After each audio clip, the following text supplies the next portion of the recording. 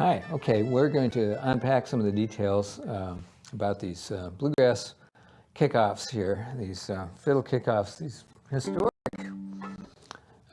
breaks that define fiddling in the bluegrass style and have really set the bar for bluegrass fiddling in general. So we'll start, of course, with great Uncle Pen, which happened to be Bill Monroe's biggest hit. Now, we're not actually playing Uncle Pen, we're just playing the fiddle kickoff to Uncle Pen. So this was, the story is that Vassar Clements actually put this break together, and this break is what is played on as the kickoff to Uncle Pen. If you're going to play Uncle Pen and you're on the fiddle, then you better play something very close to this break, which is one of the reasons why we're doing this. So this was supposedly put together by Vassar Clements and then, but not recorded by him. It was recorded by Merle Taylor, who was also another great fiddle player who performed it on the recording of that. So here we go. You've already heard me play that with Scott. So we're just going to go through it very slowly. This is, there's elements of the tune Gray Eagle to this, and a little bit of Sugar in the Gourd, and some other things kind of thrown in. So there's kind of an amalgam of some popular fiddle tunes. So this, to me, it sounds a little bit like Gray Eagle.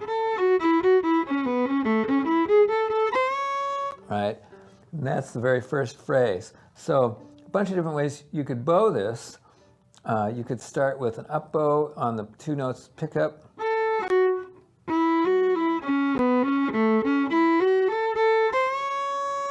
That's kind of a nice way to play it. On that last note, very good to be able to play that double stop. So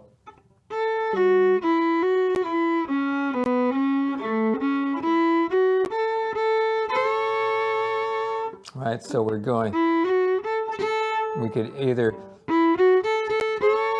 do it that way, go to the open A, which is an easy way to do it.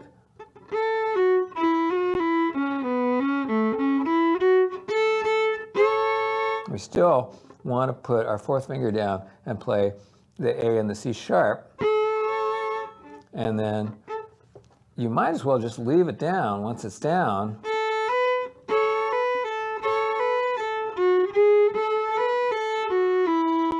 Right? So there's very active fourth finger involved in this entire break. All right, so let's try this again. We're going to go.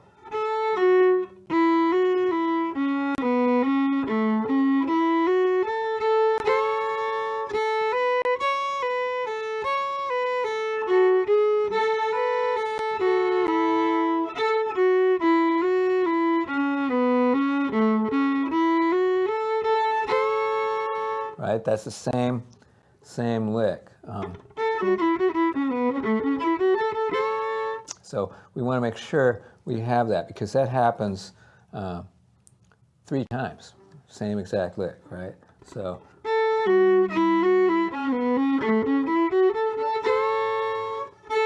and then we have the answer.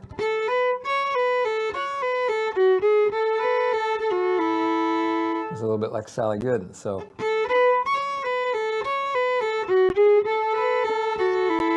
and again, if you have your fourth finger down,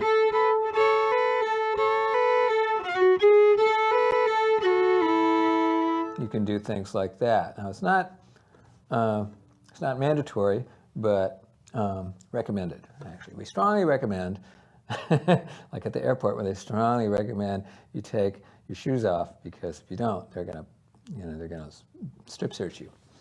Okay, that's not gonna happen with fiddling, but you never know. Okay, so here we go. One more time on the first half.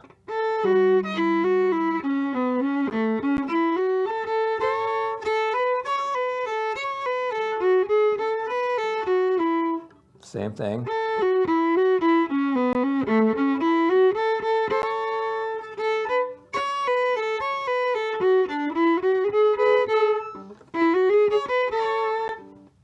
So this is very nice. This last quarter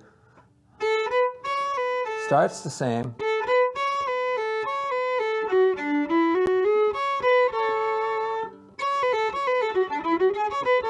And that is one of the prettiest little endings. And it seems to be somewhat, if there could be degrees of uniqueness, it's somewhat unique. I've not heard it in another context. Right? Sometimes you get, right? All those different ways of coming back from an E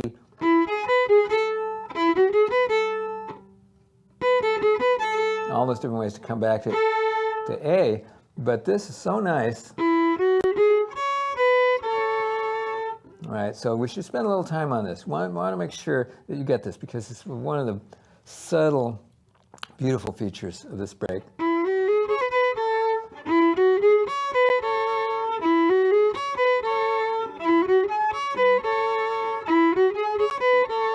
So.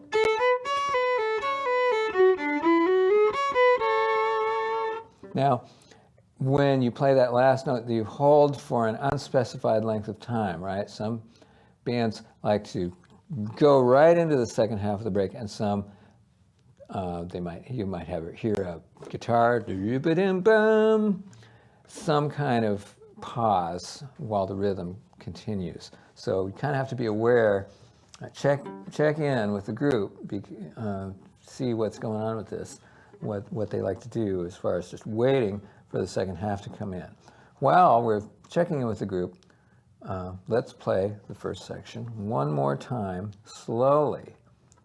1 and 2.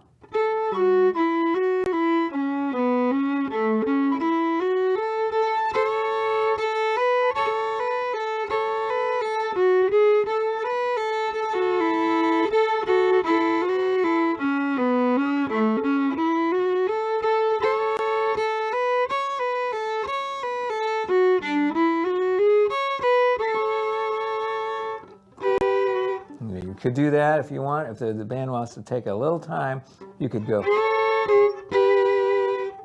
Okay.